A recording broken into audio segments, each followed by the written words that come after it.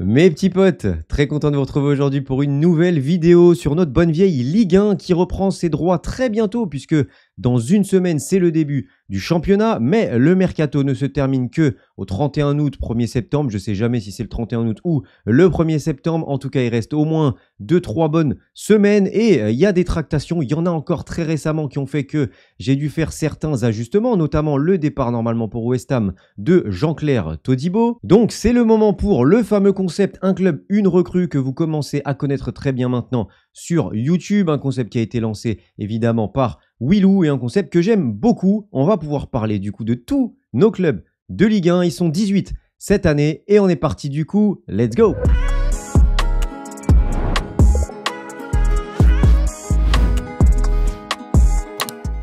Si tu aimes ce genre de vidéo, n'hésite pas à poser ton petit pouce bleu et ton petit abonnement si ce n'est pas fait. Et également un commentaire, évidemment. Un commentaire pour me dire qu'est-ce que tu penses de mes choix. Me reprendre si jamais je me suis trompé, puisque j'ai des connaissances sur la Ligue 1, mais je ne connais pas aussi bien que vous, vos clubs. Désolé si je brille, désolé si je transpire, il fait littéralement 40 degrés, mais bon, ça va pas m'empêcher. On est parti du coup pour le concept.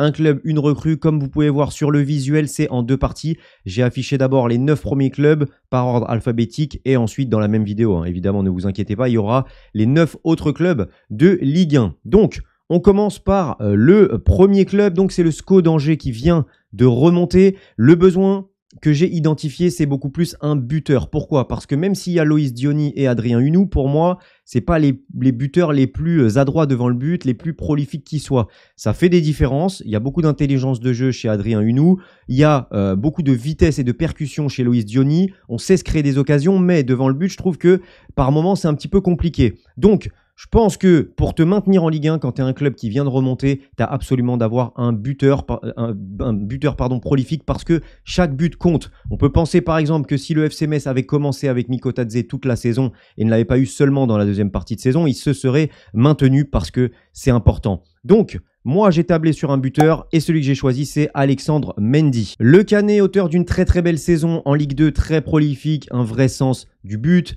Il est temps pour lui à 30 ans de revenir en Ligue 1, je pense que ça y est, c'est le moment. En plus, il est courtisé, c'est pas les clubs qui manquent. Il est courtisé, je crois, par Saint-Etienne aussi. Il y a plusieurs clubs étrangers également. Donc, il ne manque pas de prétendants. C'est le moment pour lui à 30 ans de revenir en Ligue 1. Il a joué un peu moins d'une centaine de matchs, si je ne me trompe pas, en Ligue 1. Donc, il a quand même cette expérience-là aussi. Il connaît bien le championnat, il parle français, donc c'est parfait pour l'adaptation. Pour moi, c'est un joueur, c'est un besoin et c'est un joueur qui ferait beaucoup de bien devant. Très bon de la tête, très complet. Il fait beaucoup de mal physiquement sur les défenses. Donc, je pense que c'est important d'avoir un joueur comme ça et qui surtout est très très bon dans la finition. Ensuite, on passe à un autre promu. C'est la J Auxerre. Ici, le besoin que j'ai identifié, c'est plus l'ailier gauche. Pourquoi? Parce que je trouve que devant et à droite, on a quand même ce qu'il faut avec Gauthier Hein, avec Sinayoko par exemple. Mais côté gauche, on est quand même très très peu fourni. Je le disais, offensivement, c'est important d'avoir du monde qui est capable de faire des différences.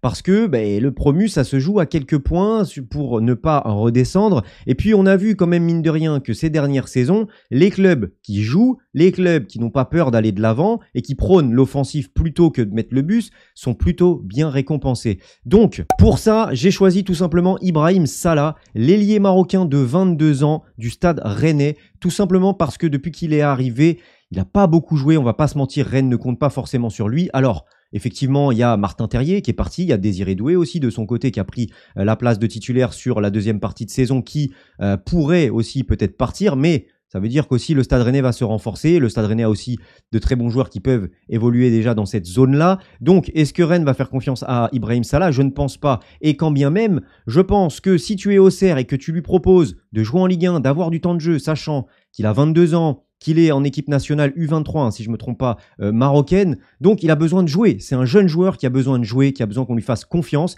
Et une place de titulaire en Ligue 1, je ne pense pas qu'il crache dessus. Donc, je pense vraiment que tu peux lui vendre un bon petit projet. Peut-être qu'avec le Stade Rennais, s'il compte dessus, ils peuvent te le prêter avec une option d'achat ou sans option d'achat. Mais je pense que ça peut être une bonne solution. C'est un ailier dribbleur, virevoltant, qui aussi a parfois aussi de la réussite devant le but, même s'il doit un petit peu plus travailler aussi là-dessus. Mais c'est un joueur qui en plus a de la taille, physiquement est plutôt bon aussi, il sait utiliser son corps. Donc voilà, moi dès que je l'ai vu, j'ai toujours aimé ce que j'ai pu voir, ses rentrées. Je trouve qu'il apporte quelque chose, de la percussion, de la fougue, voilà, dribbleur. Donc j'aime beaucoup, je pense qu'il pourrait vraiment rendre de fiers services à la JOCR. Maintenant on passe au stade brestois, on le sait, auteur d'une magnifique saison en Ligue 1 cette année, qui s'est qualifié pour la prochaine Ligue des Champions. Donc il va falloir forcément étoffer cet effectif et avec de la qualité pour rester compétitif dans toutes les compétitions, que ce soit la Coupe de France, la Ligue des Champions ou bien la Ligue 1. Donc, à la base, j'avais tablé sur un attaquant de pointe, mais Ludovic York est arrivé. En défense centrale, il y a eu 2 arrivées, dont le Cardinal.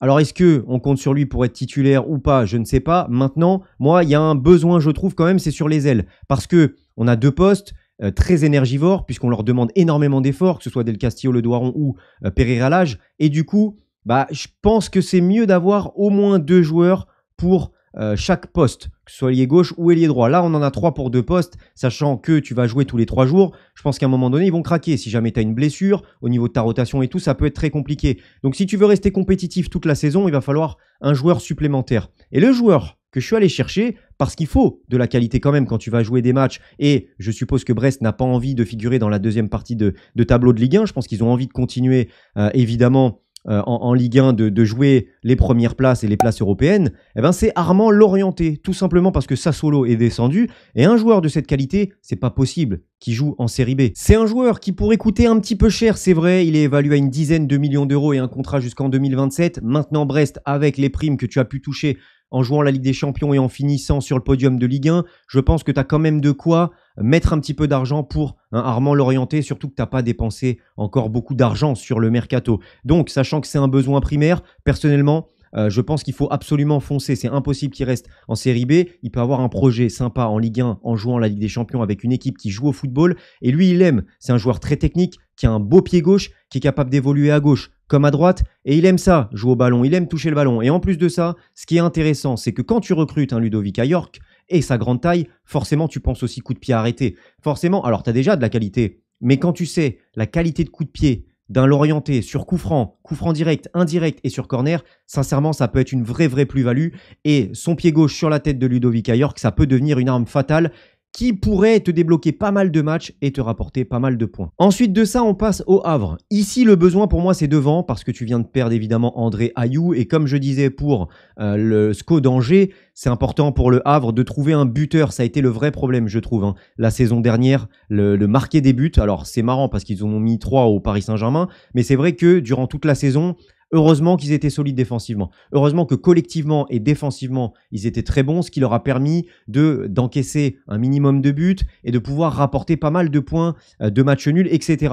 Maintenant, il va falloir évidemment combler au départ d'André Ayou et il va falloir surtout devenir meilleur devant le but. Et pour ça, je fais appel à un ex-pensionnaire de Ligue 1, un joueur que j'aime beaucoup et un joueur qui pourrait beaucoup apporter, je pense. C'est Andy Delors, tout simplement parce qu'il est actuellement libre. Donc, on sait que le Havre, au niveau des finances, c'est très compliqué. Il faut la jouer très smart. Maintenant, Andy Delors arriverait libre. Donc, évidemment, son salaire va être un petit peu cher. Mais je pense qu'à 35 ans, il pourrait baisser son salaire, le revoir à la baisse. Et le Havre, sachant qu'il ne paye pas de transfert, d'argent pour le transfert, alors il pourrait mettre un petit peu plus pour le salaire d'Andy Delors. C'est un joueur qui connaît parfaitement la Ligue 1, techniquement est très bon devant le but. C'est un vrai finisseur, il a juste besoin d'être en confiance. C'est un attaquant qui marche beaucoup à l'affect, donc dans la famille du Havre, avec un très beau stade, une belle ambiance, un groupe qui vit bien, un Mathieu Bodmer pour le convaincre du projet et de venir, je pense que le mariage pourrait être parfait. Alors évidemment, ça va pas être évident. Comme j'ai dit, Mathieu Bodmer va devoir jouer des pieds et des mains pour pouvoir le convaincre parce qu'on va pas se mentir, à son âge, et à mon avis, il doit y avoir quelques sollicitations d'Arabie Saoudite ou du Qatar pour venir jouer dans leur championnat. Donc, à voir avec le joueur. Est-ce qu'il veut l'argent? Est-ce qu'il veut encore un dernier challenge et jouer encore en Ligue 1 ou pas? Telle est la question, mais je pense que ça pourrait être vraiment un mariage parfait entre les deux. On passe maintenant au RC Lens. Et ici, le besoin, il est toujours devant, tout simplement parce que le RC Lens devrait se séparer d'Eli Wahi. Il a envie de partir. Il y a plusieurs offres qui sont sur la table. On parle de l'Olympique de Marseille, si je ne me trompe pas, et d'autres clubs. Et d'ailleurs, le RC Lens a déjà jeté son dévolu sur Mbala Nzola, l'attaquant de la Fiorentina, qui devrait donc rejoindre le club sang et or. Alors, pourquoi il faut encore un attaquant? Tout simplement parce que pour moi, tu dois apprendre de l'année dernière. L'année dernière, Eli Wahi a connu une vraie période très compliquée, a marqué peu de buts entre guillemets. Et donc forcément, pour pallier à ça, t'avais personne. Il te restait Sotoka ou bien Wesley Saïd, mais il te manquait encore un attaquant qui pouvait faire concurrence à Hawaii et qui pouvait assurer l'intérim si derrière il avait un coup de mousse, ce qui n'était pas le cas l'année dernière. Donc je pense qu'avec Nzola, qui lui est pas non plus le buteur le plus prolifique qui soit et le plus régulier qui soit, je pense qu'il faut que tu assures tes arrières et que tu aies peut-être un attaquant qui soit capable de pallier à ça. Et moi, celui que j'irai chercher, c'est tout simplement Divock Origi, qui pourrait même s'imposer comme le numéro 1. Pourquoi? Parce qu'il est indésirable du côté du Milan AC. Ça fait un petit moment maintenant qu'il est placé dans le Milan U23. Le Milan n'en veut plus et si je ne me trompe pas, il lui reste 1 an de contrat. Donc, avec l'argent d'Eli Wahi, je pense que si tu utilises ne serait-ce que la moitié du budget, tu pourrais te payer Divock Origi. On le sait que c'est un attaquant expérimenté qui a joué à Liverpool, qui a joué la Ligue des Champions. C'est un très très bon buteur, très intelligent, bon aussi techniquement, qui pèse pas mal sur une défense, une belle capacité pour finir. Donc, à un moment donné, Nzola c'est bien, mais je pense qu'il faut lui mettre de la concurrence parce que si tu te retrouves comme la saison dernière avec un Eli Wahi en manque de confiance, qui a du mal devant le but, qui ne marque pas, et du coup là tu aurais le même cas de figure avec Nzola qui n'est pas le buteur comme je disais le plus prolifique, je pense qu'il va encore manquer et c'est pas Sotoka ou Wesley Saïd qui peuvent faire ces différences là. Donc je pense qu'avec un Divock Origi que tu ne payerais pas des masses et que lui-même voudrait, je pense, aussi se relancer et enfin jouer parce que ça fait quelques années quand même où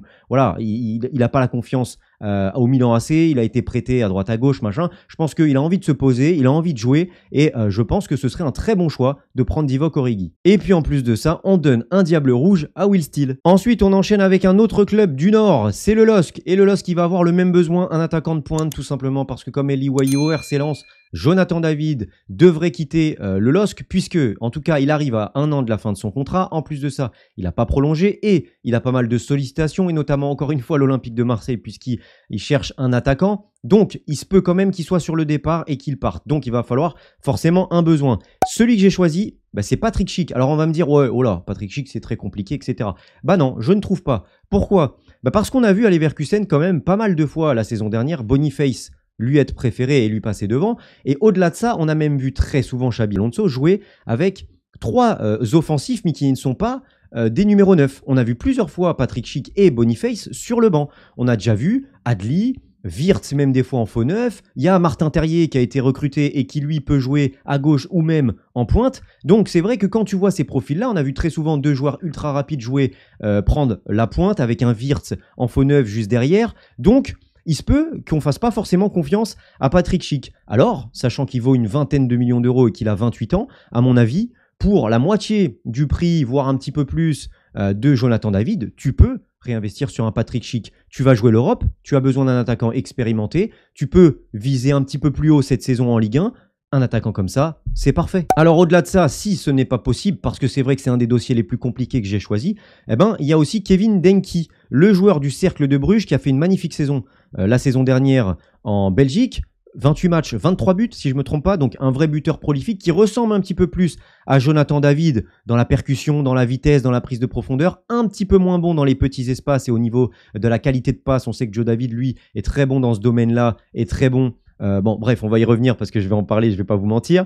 Je vais pas vous spoil non plus, mais on va reparler de Joe David très rapidement. Donc, ça peut être une solution. On passe à l'Olympique lyonnais et ici, ça a été très dur de trouver un besoin. On va pas se mentir. Supporters lyonnais, dites-moi ce que vous en pensez, mais on va pas se mentir. L'OL a bien investi, l'OL a mis les moyens et du coup, ça se voit sur l'effectif.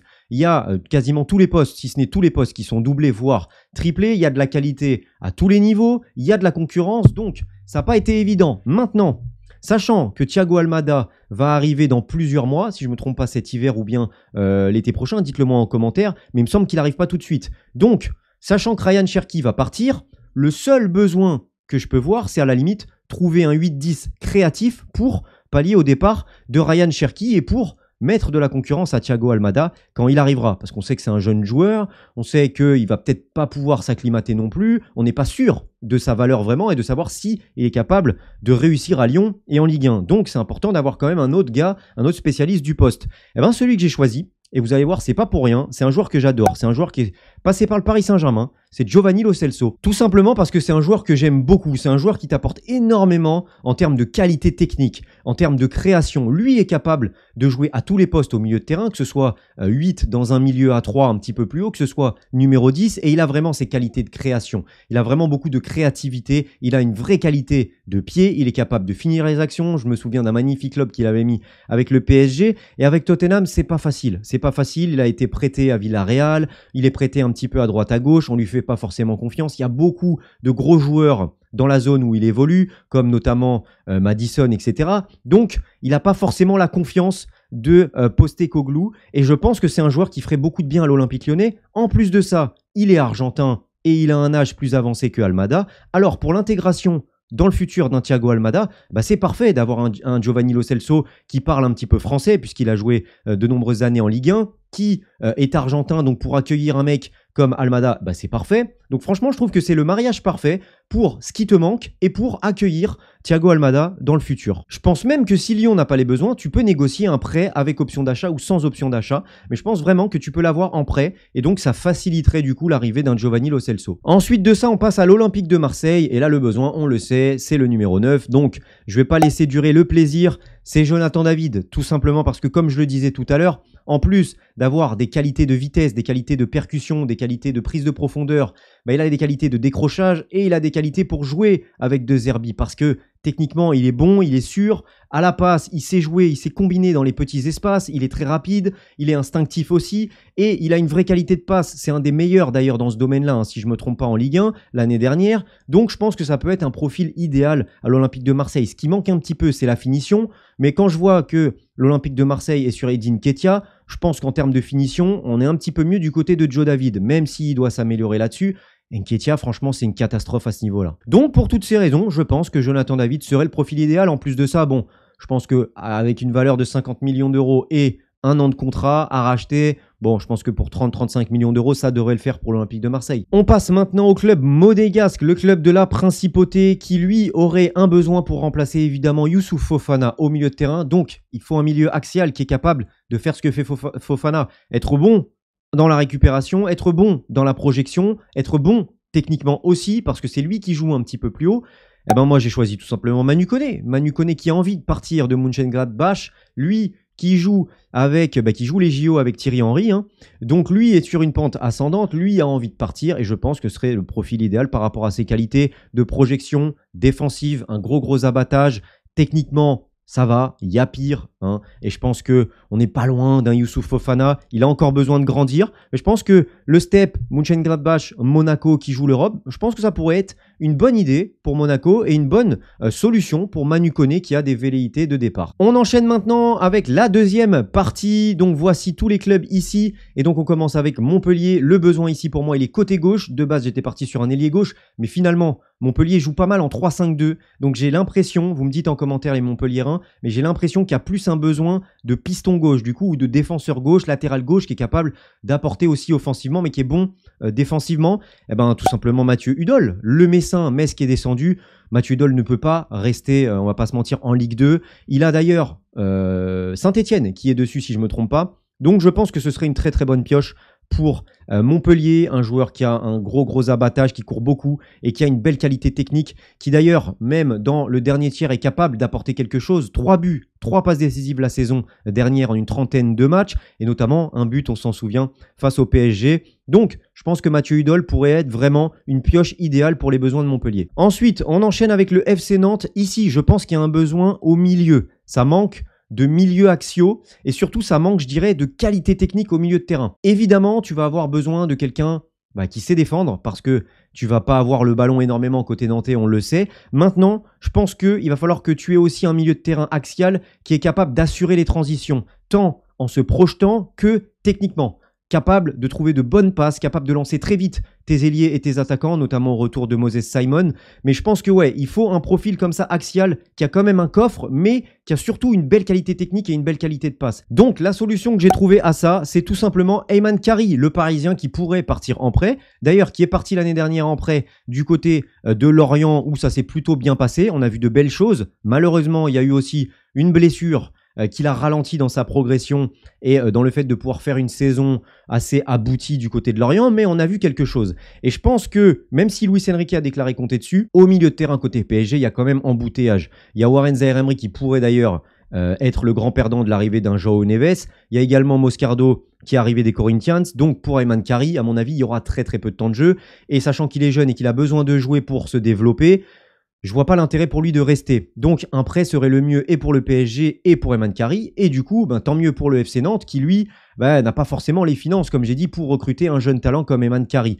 Je vous ai mis une deuxième option, c'est El Harouche, le jeune milieu axial de l'Olympique Lyonnais. Mais je pense qu'il est probable peut-être que l'Olympique Lyonnais compte un peu plus dessus sur El Harouche que sur Ayman Khari. Donc, je pense que la piste idéale, c'est Ayman Khari. Parce qu'il a quand même un bon volume de jeu. Alors, il faut qu'il se remette en forme parce que nous, on l'a vu arriver côté PSG avec des kilos en trop. Mais là, on l'a vu sur le premier match amical, il a quand même bien perdu. Et c'est quelqu'un qui, physiquement, au milieu, est capable de tenir le choc. Et surtout, dans sa qualité de passe, dans sa qualité balle au pied, dans sa vision de jeu, il est quand même très intéressant. On a vu de belles choses dans une équipe plutôt joueuse de Lorient. Alors, je pense que à Nantes, surtout dans les transitions rapides, il peut vraiment être important. Et s'il y a la volonté de jouer un peu plus au football et de garder le ballon, Ayman Khari est le profil idéal aussi. Ensuite, on enchaîne avec l'OGC Nice. Ici, le besoin, il est clairement identifié, c'est un défenseur central. À la base, je cherchais un troisième défenseur pour compléter cette défense Todibo-Dante sur le côté gauche. Mais on a appris que Todibo allait rejoindre du coup West Ham. Alors, mon choix, c'est tout simplement Maxence Lacroix, le défenseur central de Wolfsburg qui peut évoluer dans une défense à 3 et à 2, mais à Wolfsburg, il a toujours quasiment évolué dans une défense à 3 sur le côté droit. Donc je pense que ça peut être une piste hyper intéressante pour pallier au départ de Todibo. Il lui reste 1 an de contrat côté Wolfsburg. Il me semble que lui-même a envie de partir. Donc je pense que le projet niçois pourrait être très très intéressant. Et sachant qu'on aurait un Jonathan Klaus sur le côté droit qui monte énormément, je pense qu'avoir le physique et la vitesse d'un Maxence Lacroix qui est connu quand même en Bundesliga pour ses retours défensifs pleine balle, ferait beaucoup de bien pour compenser les montées dans le dos de Jonathan Klaus. On pourrait même jouer un peu plus haut, même si ça pourrait peut-être mettre Dante en danger, mais lui, avec sa vitesse, peut compenser. Donc voilà, c'est quelqu'un qui est très très bon dans les duels, qui est très rapide, qui a une bonne qualité aussi balle au pied, qui met beaucoup d'engagement. Donc franchement, je pense que l'OGC Nice correspond parfaitement au caractère et aux qualités d'un Maxence Lacroix. Ensuite, on enchaîne avec le Paris Saint-Germain. Je ne vais pas faire durer le suspense, mais je suis parti du postulat que tu as des besoins sur toutes les lignes. Aujourd'hui, tu as recruté un milieu de terrain, João Neves. Tu as recruté un défenseur, William Pacho. Mais tu n'as pas recruté d'offensif. Et pour moi, il y a un vrai besoin devant. Il te faut absolument un joueur en plus. Et pour moi, entre le numéro 9 et l'ailier, je pense que le plus gros besoin, c'est surtout l'ailier. Et c'est pour ça que j'irai chercher Jadon Sancho. Même si je ne suis pas forcément pour l'arrivée d'un Jadon Sancho et que je préfère surtout d'autres options. Mais la vérité, c'est que c'est très difficile pour le Paris Saint-Germain sur le marché. C'est très fermé. Un Kvaratskhelia n'est pas en vente. Le Aurelio De Laurentiis, le président du Napoli, ne veut absolument pas le vendre. En plus de ça, tu as Nico Williams aussi qui pouvait être une option envisagée à un certain moment, va carrément rester à Bilbao. Donc il reste plus grand monde de disponible sur le marché. Parce que c'est ça la vérité aussi. Quand tu n'as pas de solution sur le marché, tu peux pas faire de miracle. Mais tu as un Jadon Sancho qui pourrait être sur le départ, qui est même sur le départ, puisque lui ne veut pas rester à Manchester. Et je pense que pour son bien, vaut mieux qu'il parte. Manchester n'en veut pas non plus, si je ne me trompe pas, c'est dans les deux sens. Dortmund ne l'a pas gardé, je pense que son salaire est beaucoup trop élevé pour rester à Dortmund, surtout depuis qu'il est parti à Manchester, il a un salaire beaucoup plus élevé que quand il a démarré à Dortmund il y a quelques années. Donc je pense que le profil de Sancho pourrait être hyper intéressant. Luis Enrique aime les ailiers qui font des différences, qui vont chercher le 1 contre 1 comme Barcola, mais qui sont aussi intelligents dans les 20-30 derniers mètres et assez justes. On se souvient de cette magnifique saison de Jadon Sancho, 20 buts, 20 passes décisives avec Dortmund. C'est un joueur qui, quand il est en confiance, quand il se sent bien dans le vestiaire et sur le terrain, peut faire vraiment des miracles. Maintenant, attention quand même avec la concurrence. Si jamais ça se passe un petit peu mal, il y aura beaucoup d'attentes. Ça, c'est vrai que d'un point de vue mental, je doute un petit peu. Mais dans tous les cas, comme j'ai dit, il n'y a pas pléthore de joueurs disponibles et son profil qui peut jouer à gauche comme à droite, c'est hyper important. Parce que là, la vérité, c'est que les seuls vrais ailiers que tu as, c'est Barcola à gauche et c'est Dembélé à droite. Sinon, c'est que des Kanginli, des Asensio, des milieux comme ça qui sont en vérité plus, on va dire, importants et impactants dans l'axe du terrain que sur un côté. Alors après, c'est Kolo Muani. Bon, Kolo Muani n'est pas l'ailier qui fait le plus de différence, on le sait. Donc c'est vrai que c'est un peu léger. Donc pour moi, il faut absolument un ailier. Et sachant qu'il peut faire les deux côtés, qu'il peut jouer des deux côtés, pour moi, il faut absolument aller sur Jadon Sancho. On passe ensuite au stade de Reims. Et ici, le besoin que j'ai identifié, c'est plus le latéral droit. Je trouve que c'est un peu léger par rapport au reste. Il y a un bon effectif, il y a de bons joueurs de qualité, mais je trouve que sur le côté droit, il y a peut-être un besoin et surtout il y a un joueur qui est disponible qui peut être très intéressant. En fait, déjà on a changé de coach, c'est Luca Elsner, c'est pas forcément un entraîneur hyper expérimenté et surtout, tu as perdu Abdelhamid, ce qui fait que tu as un effectif très jeune, 23-24 ans de moyenne d'âge et tu as perdu ton capitaine, tu as perdu ton leader, ton taulier qui est Abdelhamid. Et donc, du coup, pour pallier à ça, je trouve qu'il y a un arrière droit qui est disponible sur le marché, qui est libre et donc qui coûterait pas du tout à Reims, en tout cas en indemnité de transfert, mais qui aurait forcément un salaire élevé parce que tu payes la qualité du joueur et forcément l'expérience. C'est Serge Aurier, parce que on est sur un Serge Aurier qui a 31 ans, capitaine, mais surtout ces dernières saisons, c'est compliqué en club. Autant avec la Côte d'Ivoire, il a fait une magnifique CAN, mais sinon, c'est un peu la traversée du désert. Il a du mal à retrouver un bon club, là où on lui fait confiance. Il a pris pas mal de gros salaires aussi à droite à gauche et dernièrement à Galatasaray. Donc à un moment donné, mon petit Serge, c'est bien beau, mais même si tu veux continuer en sélection et que tu veux continuer tout simplement à jouer au foot et à prendre du plaisir, si un challenge en Ligue 1 t'intéresse et que tu as envie de jouer au football, je pense que le Stade de Reims pourrait être parfait.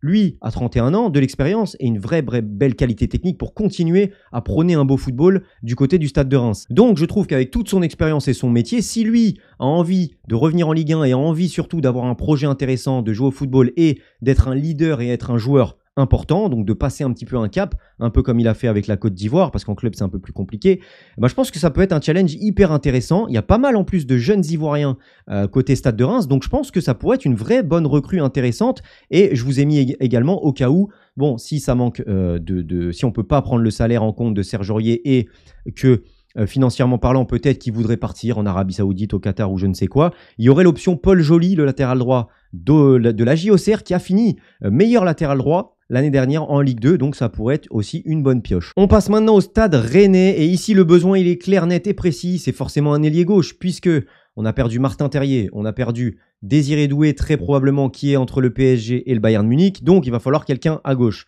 J'ai tablé tout simplement sur un ailier que j'aime beaucoup, c'est Ruben Vargas, l'ailier de la Nati, on va y revenir, mais actuellement il joue à Augsbourg, il est évalué à 9 millions d'euros et il lui reste 1 an de contrat. Donc, avec l'argent que tu as pu récolter sur Désiré Doué et Martin Terrier, je pense que tu peux largement t'offrir Ruben Vargas pour une dizaine de millions d'euros. En plus de ça, il est suisse, il parle français, il peut s'acclimater parfaitement dans le vestiaire. Ruben Vargas, que vous avez vu avec la Nati marquer face à l'Italie lors de cet Euro notamment, c'est un joueur que j'aime beaucoup, très percutant, il se pose pas de questions, il aime aller chercher le dribble, il donne de bons ballons, il est capable de marquer pas mal de buts aussi. L'année dernière, 4 buts, 4 passes décisives, donc c'est quand même quelqu'un qui stat un minimum. Il est souvent aussi à l'avant-dernière passe, mais c'est quelqu'un qui cherche souvent le déséquilibre. J'aime beaucoup cet ailier-là et je pense que ça pourrait pallier un minimum au départ de Martin Terrier et Désiré Doué. Ensuite, on passe à la SSE, la S Saint-Etienne qui retrouve la Ligue 1 et le Chaudron du coup qui va être en ébullition. À la base, je ne vais pas vous mentir, j'avais tablé sur un attaquant albanais, Manaj, qui a fait une belle saison du côté de Sivasspor, si je ne me trompe pas, en Turquie. En tout cas, une demi-saison puisqu'il est arrivé à l'hiver. Malheureusement, ça va coûter un petit peu cher en salaire et en indemnité. Ça risque d'être à peu près 10 millions d'euros. C'est dommage parce que c'est un attaquant que j'aime beaucoup, qui a une vraie qualité de résilience, qui est puissant, qui sait marquer des buts et qui a fait une très très belle demi-saison l'année dernière. Il va d'ailleurs être à mon avis très courtisé cet été, donc peut-être que ça risque d'être compliqué mais surtout un petit peu cher. Donc j'ai tablé sur quelqu'un qui peut être moins cher, c'est Eric Maxime Choupo-Moting, tout simplement parce que il est libre, donc pas d'indemnité de transfert. Oui, le salaire risque d'un petit peu coûter, mais il est probable qu'il revoie son salaire à la baisse, tout simplement parce que ça fait des années et des années qu'il s'engraisse sur le dos du Paris Saint-Germain et du Bayern Munich où il n'est pas payé des clopinettes. Donc je pense que, je crois qu'il y a un salary cap côté Saint-Etienne qui est à 90 000 euros par mois ou 100 000 euros par mois, je ne sais plus.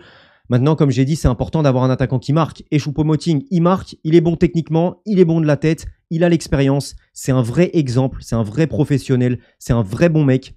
Partout où il est passé, on a toujours loué sa manière d'être. C'est un vrai bonheur au quotidien, un mec souriant, qui a la joie de vivre, qui est très bon, qui est très résilient aussi. Et je pense qu'il pourrait faire vraiment du bien à Saint-Etienne s'ils arrivent à s'aligner sur ses exigences salariales et que lui fait un effort également, sachant qu'il connaît également la Ligue 1. Je pense que ça pourrait vraiment être une bonne pioche. J'avais pensé également à un autre attaquant qui est libre, Wissam Ben Yedder, mais je pense que lui coûterait peut-être un petit peu plus cher. Donc voilà, je pense que Choupo-Moting, ça peut être intéressant. Pas évident financièrement, c'est vrai. Mais bon, on est sur un mercato idéal. Donc, idéalement, je trouve que Choupo-Moting, et en plus, c'est pas déconnant, ça pourrait vraiment aider la SSE. Avant-dernier club, le RC Strasbourg. Et ici, pour moi, le besoin, il est surtout offensif. Mais au-delà du talent, il y a surtout besoin d'expérience et de garantie. Même si c'est pas le joueur, j'avoue, qui t'offre le plus de garantie. Mais c'est un joueur qui a besoin de se relancer, je dirais, qui a besoin d'avoir un projet sûr et pas forcément d'avoir une place de titulaire, mais d'avoir quand même une certaine importance. C'est Adamounas, tout simplement parce que Adamounas, ça fait des années et des années maintenant qu'il est prêté à droite à gauche. Le Napoli le prête, il revient, il le reprête, il revient, il le reprête. Il a été au LOSC l'année dernière, ça s'est pas forcément hyper bien passé. Aujourd'hui, il est libre, donc ce qui est bien, c'est que ça coûterait pas d'indemnité de transfert à Strasbourg. Et surtout, c'est un joueur qui peut évoluer à tous les postes de l'attaque, à gauche, en faux neuf, en milieu offensif, à droite. Et ça, c'est quand même un luxe de pouvoir avoir un joueur qui peut jouer à tous les postes et quand même qui est plutôt bon. En plus de ça, il a quand même de l'expérience, il a un certain âge, ça pourrait être un leader pour les jeunes qui sont arrivés. On a notamment Oscar Perea, mais qui est très très jeune. Et il y a quand même beaucoup de jeunes, hein, on va pas se mentir. J'ai la liste sous les yeux avec Ali Abdallah, avec Bakwa, 21 ans, 18 ans, Nordine Kandil, 22 ans, Oscar Perea, donc qui vient d'arriver, qui a 18 ans. Donc, Jérémy Sebas, 21 ans. Donc, à un moment donné, je pense qu'il faut quand même un mec qui t'apporte un peu plus de garantie offensive. En plus de ça, il peut jouer sur tous les postes. Donc, voilà, je trouve que le mariage est parfait parce que lui a besoin d'un projet qui est clair. Alors, c'est pas le projet le plus clair à Strasbourg, mais au moins, il pourra avoir du temps de jeu. Et je pense qu'à un moment donné, il faut qu'il se pose dans un club. Il faut qu'il puisse avoir du temps de jeu. Il faut qu'il puisse avoir une place, entre guillemets, de titulaire assuré, qu'il enchaîne les matchs, parce que même pour la sélection, à un moment donné, ça risque d'être compliqué. Donc ouais, je pense que là, il faut vraiment qu'il retrouve un club dans lequel il va jouer, dans lequel il va s'épanouir. Et je trouve qu'à Strasbourg, il y a un vrai besoin, un besoin mutuel, je dirais. Donc ça pourrait être un mariage au final parfait. Et enfin, on finit par le dernier club, le Toulouse FC. Et ici, il y a un besoin clair. Il y a eu le départ de Tige Dalinga, un très très bon attaquant d'ailleurs que j'ai hâte de suivre à Bologne parce que je pense que ça peut donner de très très belles choses. Dommage que Thiago Motta est parti, mais en tout cas, je pense que c'est une très très bonne recrue pour pallier le départ de Zirkzee. Donc il faut un attaquant, et moi j'ai tablé sur un attaquant que j'aime beaucoup, vous le savez, c'est Mama Baldé, tout simplement parce que c'est un attaquant qui est capable de te mettre 10 à 15 buts par saison, comme Tige Dalinga, même s'il en a mis un peu plus l'année dernière, mais avoir un attaquant qui te met entre 10 et 20 buts par saison, c'est obligatoire si tu veux te maintenir en Ligue 1, comme je l'ai déjà dit dans cette vidéo.